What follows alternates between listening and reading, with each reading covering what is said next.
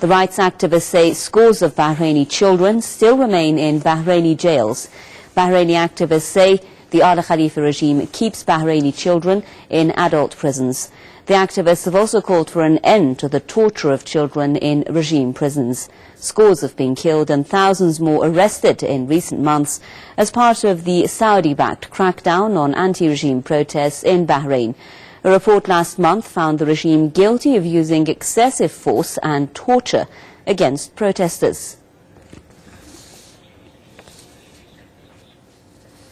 And right now we have breaking news coming in from Syria. Let's take a look at that. State TV telling us that 2 bombs have hit security service bases in Damascus. The latest news coming in from Damascus, we're hearing of 2 bomb explosions. No news yet on who has caused those explosions. Syria saying that terrorists have attacked security facilities in Damascus. Of course, we'll have to wait yet for more information about possible casualties from that attack. Of course, we'll give you all the details as we get them.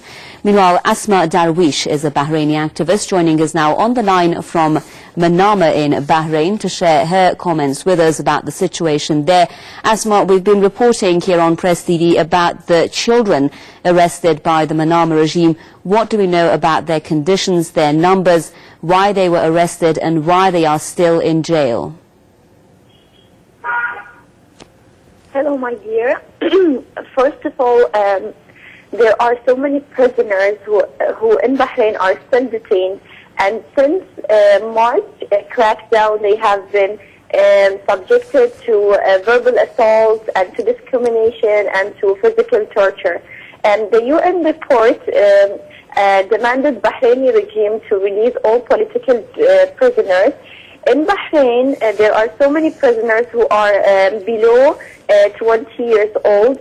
One of them is my cousin, who was released just 4 days ago. He's 16 years old, and he is said to be tortured and beaten up, and he was taken to a trial, and he was looking so shocked, and he was not expecting that. And he was not even involved in any protest. He was just standing outside his house when a crackdown happened. Another example is a young male who is called Bassam Shabib. He's 18 years old, and he was sentenced for 10 years in a case, and he has been in a military trial. I have some stories that I interviewed some people who were released under 18, whom legs were hammered, and they were subjected to sexual abuse, and they were put into mental and emotional pressure.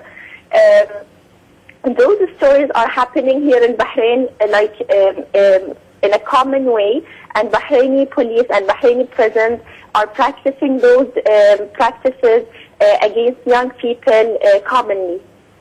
Right, Asma, of course we remember the Bahrain committee raising allegations about this as well, saying that torture and abuse has been used. What has changed since that report came out? Has there been any kind of action from the rulers, any kind of investigation, even action from human rights groups or international bodies about the situation that you're describing for us? Actually, the human rights organizations are working very hard to put an end for those practices, but there is no single indication from the regime that they are trying to investigate what happened, because I believe those torture were systematic. They were happening by an order from the regime itself. One example is Zainab al-Khawaja example. It said that she has been tortured as well. Like so many other stories that they did not get enough media attention to appear on media. What's happening is that young people in Bahrain, and so many of them are university students or school students, they have been arrested inside the campus and they were investigated with, and I was one of those students who went through an investigation inside the campus, and then I was expelled for my pro-democracy activities. And those students are to study, and they are to create the future of Bahrain. If we put them under pressure, mental pressure and physical pressure, what is the future of Bahrain? threat that we would be expecting, you know. So many young people, after being arrested and they were released, they just left Bahrain because they no longer have a future here in Bahrain. The regime has not dealt fairly with those young people, and they have treated them, as you said, like adults, and they were kept in adult prisons, and they were they have been taken to military trials. Okay, thank you very much. Asma Darwish, Bahraini activist, joining us there on the line from the Bahraini capital, Manama, with her comments. Moving on with the news, Britain is reportedly considering launching a direct military air offensive against Somalia. Senior Foreign Office sources have said top officials are mulling over conducting air raids, allegedly to support African Union troops stationed in the country. British SAS and SBS units have also been stationed with the US-led Horn of Africa Task Force in Djibouti. This comes amid the backdrop of the UK's involvement in bombing Libya, which left hundreds of civilians dead. Kenya, Ethiopia and the African Union forces are currently involved in military assaults against Somali's Al-Shabaab fighters. The US has been actively involved in attacks against the country, carrying out frequent deadly drone attacks. The offensive have killed and displaced a large number of Somali civilians.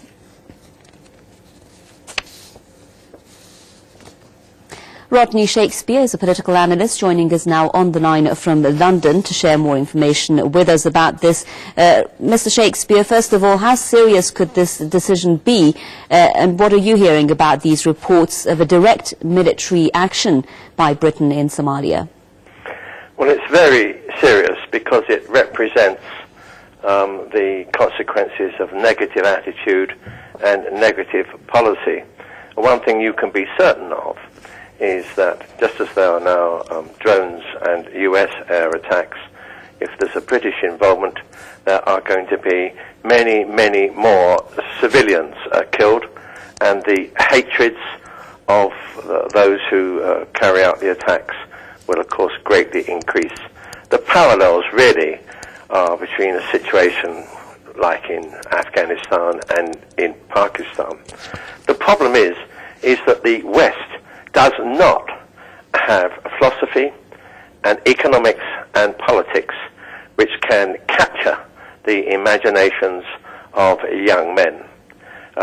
We are essentially concerned with intervention, creating more chaos, because we have the misguided belief that we represent something of appeal for these countries like Somalia, when the reality is that we don't.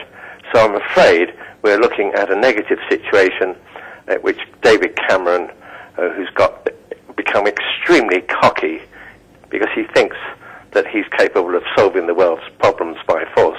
Well, David Cameron has said, Mr. Shakespeare, if I may, he's been saying that the interests of the British population and the British nation is at stake here, and that is why Britain may decide to do this. What are the interests, do you think, that he's talking about when it comes to the situation in Somalia that would necessitate any kind of military intervention in the situation there? Well, they always use the word interest, but when you actually look at it, it usually gets down to an imperialist excuse for trying to exercise control over people who should be encouraged to have independence. Cameron and Jonathan Evans, his head of MI5, are claiming that Somalia will become a breeding ground for jihadist people who might put bombs in the UK. Well, that is a possibility, but the underlying thing is that the British policy is going to increase the forces leading to jihadists coming from Somalia. So the problem is that the UK does not really have a policy to address this situation, and all it can do is to make the situation worse. Mr. Rodney Shakespeare, political analyst, joining us there on the line from London with his comments. Thank you very much, sir. Pakistan has rejected a US probe's findings into an American airstrike that killed 24 Pakistani soldiers in late November. Here's more. There are no signs of tensions easing between Pakistan and the US. Pakistan has rejected an investigation by Washington into the November American airstrike that killed 24 Pakistani soldiers in their own territory. The inquiry says the US and Pakistani forces had both made a series of mistakes that led to the, quote, tragic US airstrikes. Inadequate coordination by US and Pakistani military officers operating through the Border Coordination Center, including our reliance on incorrect mapping information shared with the Pakistani liaison officer, resulted in a misunderstanding about the true location of Pakistani military units. This, coupled with other gaps in information about the activities and placement of units from both sides, contributed to the tragic result. Islamabad has said the US probe is short of facts. It has also said its troops had done nothing wrong and described the attack as a deliberate act of aggression. Right after the attack began, the Pakistani authorities contacted NATO to stop the shooting and the bombing of Pakistani posts. They did not. The first attack ended. Then after a little while, a second wave of attack happened with the help of Apache helicopters and F-15. So here, this is the most convincing proof that the attack was planned, deliberate, and it continued despite timely intimation by Pakistan. Following the airstrike, the Pakistani government closed its border with Afghanistan and cut NATO supply lines. It also shut down the US military base Shamsi in protest. The American airstrike was the latest in a string of attacks by the US against Pakistan that further strained relations between Washington and Islamabad. Pakistani people and officials are already angry over the US drone attacks that have claimed large numbers of lives in Pakistan's tribal regions over the past few years. Let me explain what Pakistani people want from the government of Islamabad. They want that Pakistan should be treated honorably, equally, and as a sovereign state by the United States. Secondly, the drone attacks must stop. Number 3, ground interventions into Pakistan must stop. Then 4, the demonization of Pakistan as a terrorist state, as a country that has safe havens of terrorism. This is the allegation of the United States. Those allegations must stop, because Pakistan has been so much demonized that if all these actions do not stop, the result would be that there will never be a normalization of relations. Breaking news again from Syria. Let's take a look. We've been hearing of twin bomb blasts hitting security service bases in the capital, Damascus. Of course, officials there saying terrorists have been trying to target military facilities in Damascus as the unrest has been continuing in the country. Of course, we'll give you more details as we get them. Now, thousands of nurses are striking in California over a proposal to reduce workers' healthcare coverage and retirement benefits. Press TV's correspondent Ross Fraser reports from Los Angeles. More than 1,000 nurses in Los Angeles are on strike to protest their contract negotiations with 2 Southern California hospitals. The action is part of a statewide strike involving an estimated 6,000 nurses at 9 hospitals. The California Nurses Association has been working without a contract since September 30th. The strike followed a walkout called by the association on September 22nd and came on the same day that more than 1,000 nurses in New York City gave notice that they plan to go on strike in January. Nurses are protesting what they say are unsafe nurse-to-patient staffing ratios and increases in their health care premiums. Our patient safety issues and our patient safety concerns have not been addressed. Protesters say most nurses are unable to take breaks or lunch meals. Some nurses are forced to relieve one another by doubling on patients. They say the hospital also wants to eliminate a 5% cap on health care premiums. We have concerns about the cost cutting and the speed up and staffing to the bone. There's not enough nurses to relieve nurses for meals and breaks. It's a California state law. The strike has earned the endorsement of the local Occupy movement. Protesters say the hospital is extremely profitable and they're engaging in Wall Street-style gambling with the lives of patients and nurses. We know that nurses who work that are fatigued and don't have an opportunity for nourishment are at increased risk of committing errors that would harm patients. And for us, we have a moral imperative to prevent that from happening. Nurses say they're also concerned with the quality of their own care. Union officials say the hospital is limiting the ability of nurses to afford health insurance. They're hoping that this statewide strike will help provide them some leverage in the next round of contract talks. We've got a lot of support here. The recent Gallup poll that rates nursing profession highest in terms of honesty and ethical behavior, we take that very seriously. It's inherent in the social contract. Hospital officials call the strike a disappointment and say they disagree with the union's claims. Officials say the hospital is in compliance with all state laws, and they say that nurses are paid for missed breaks and meals. Ross Frazier, Press TV, Los Angeles. You're watching Press TV. Let's take a look now at the breaking news that's coming in from Damascus. We are hearing, of course, in Syria, 2 loud explosions hitting 2 security service bases in the capital, Damascus. There are reports of fires at the bases. Ambulances have rushed to the scene as casualties are feared. The bomb blast come as a team of Arab League observer mission is in Damascus to oversee an Arab plan to end months of unrest in the city.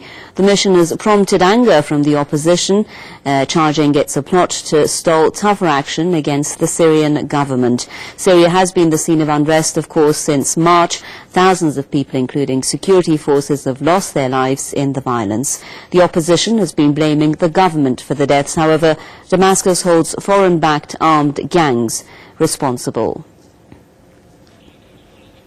Well, our correspondent Muhammad Ali is joining us now on the line from Damascus to share with us the latest of what's been happening there. Muhammad, tell us about today's explosions. What else do we know? Well, what we know is that 2 terrorist attacks targeted the building headquarters of the state security and its branch in Khabar area in the middle of the capital, Damascus. Now, investigations until now say that Al-Qaeda is behind the attacks, which means that there's a multi-party attack against Syria, not only armed men, but also now we're hearing about Al-Qaeda. And the 2 buildings are only nearly 1 kilometer away from each other. The main road where the attacks happened is usually not locked. I mean, cars can go there, entering the road in a very usual and normal way where the security bases are. Now, the latest information says that 2 booby-trapped cars attacked and exploded there. We still don't have any information about the casualties, but mainly this is the latest. Right, you say Al-Qaeda. Now, Mohammed, is that an allegation that's been raised by officials, or has there been any claim of responsibility? Well, no one claims responsibility, but the Syrian state TV has said that the first investigation showed that Al-Qaeda is behind the attacks. Right, and how strengthened is Al-Qaeda in Damascus? I mean, have we been seeing similar strikes perpetrated by them anywhere in Syria? No, up till now, what we know is that the armed groups who are targeting and killing security and army men, mainly in Homs city, say and claim that they are the so-called Free Syrian Army. This is what they named themselves. But now this is the first time that we hear that Al-Qaeda itself is behind the attacks. Okay, Muhammad Ali, our correspondent, joining us there on the line from Damascus with the latest news from the twin bomb blasts that we're hearing have hit security service bases in the capital, Damascus. Of course, we'll give you more details from that breaking news as we get them throughout the day. Now, US police have used pepper spray against Occupy Albany protesters who had returned to their campsite following a forceful eviction on Thursday.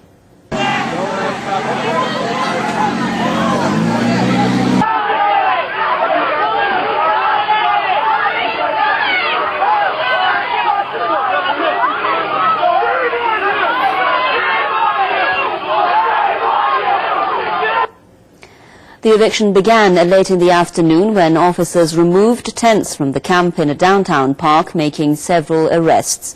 The protesters tried to keep their last tent by lifting it and marching on the city hall. They then returned to the park at night, but they were again confronted by the police. At least 5 demonstrators were pepper sprayed by a mounted policeman. One of them has been taken to hospital while he was choking on the ground. This comes as police have stepped up their crackdown on the protests against social and political injustices across the U.S., clearing most of the anti-Wall Street encampments. The occupiers in Berkeley, Buffalo and Binghamton have also been forced out of their camps. Kevin Danaher from the Global Exchange International Human Rights Organization says the anti-Wall Street movement is exposing America's hypocritical approach to democracy. Yeah, well, we've got a very interesting contradiction going on here in America. What's being exposed to the world is that not only do we invade foreign countries to get their oil, but we're willing to brutalize our own citizens and take away their rights, and as you say, in a sense, make a mockery of the basic principles that this country was founded on. The core principle that our political system was founded on is that government is a derivative institution. It's secondary. It derives its authority from the informed consent of the people. What's good about the Occupy movement is that it has reframed American politics from a left-right orientation to an up-and-down orientation. It has brought class analysis back into the popular mind in the mainstream media. They can't ignore it. In other news, Iran's Navy is about to stage large-scale military drills in the coming days. The drills have been scheduled for Saturday and will last for 10 days. They'll be conducted in Iran's southern waters and in the north of the Indian Ocean. The objectives of the maneuvers include expansion of the presence of Iranian forces in international seas and preparing the force to fight against piracy and terrorism. Iranian President Mahmoud Ahmadinejad has arrived in Armenia on an official visit. The president is accompanied by a delegation of top officials, including Foreign Minister Ali Akbar Salehi. The trip is being made at the invitation of the Armenian president. The two sides are scheduled to hold talks on a number of issues. Oil exports from Iran to Armenia and the construction of railroads between the two neighbors will be high on the agenda. The trade volume has been on the rise between Tehran and Yerevan. It currently stands at $300 million. Turkey's ambassador leaves Paris amid rising diplomatic tensions with France over the 1915 massacre of Armenians by Ottoman troops. Ankara has already frozen military and diplomatic ties with Paris over the issue. This after the French Parliament approved a draft law making the denial of the alleged massacre as genocide a criminal offence. Turkish Prime Minister has called the move politicised. Recep Tayyip Erdogan said it will inflict irreparable damage on relations between the two NATO allies. Just after France made the denial of the Armenian genocide a punishable crime, Turkey called back its ambassador from Paris, exactly as Prime Minister Recep Tayyip Erdogan had warned. The vote on the law was preceded by one-on-one talks earlier in the week between the French Foreign Minister and members of the Turkish Parliament. But as the French National Assembly voted in favour of the law, it was clear the Turkish delegation had failed to convince France. However, there was some serious opposition to such a bill, particularly from the ruling party itself. This step is totally unconstitutional, as a law is not supposed to give the legal boundaries of a fact. It is the judiciary's job. We are violating the independence of the judiciary. If needed, the Constitutional Council may be asked to deliver its point of view, and it will become a priority question in that case. But the government overlooked all criticism. Of course the government is against Mr. Tardy. I don't think the National Assembly can leave it to the judiciary to decide if such a law is applicable or not. There are times when we have to be responsible, and this is such a moment. There have been fears that scientific research could be affected by the law, but the MP who put forward the bill denies such claims. This law specifies that university and scientific research will not face criminal charges. I share the concerns regarding the protection of historians. Earlier during the day, supporters of the Turkish cause demonstrated near the French Parliament. These scenes surprised many lawmakers. The law will not come into effect anytime soon, and that is because first the French Senate has to vote on the law, and then the President has to accept it, and then finally it has to be published in the Official Journal of Laws.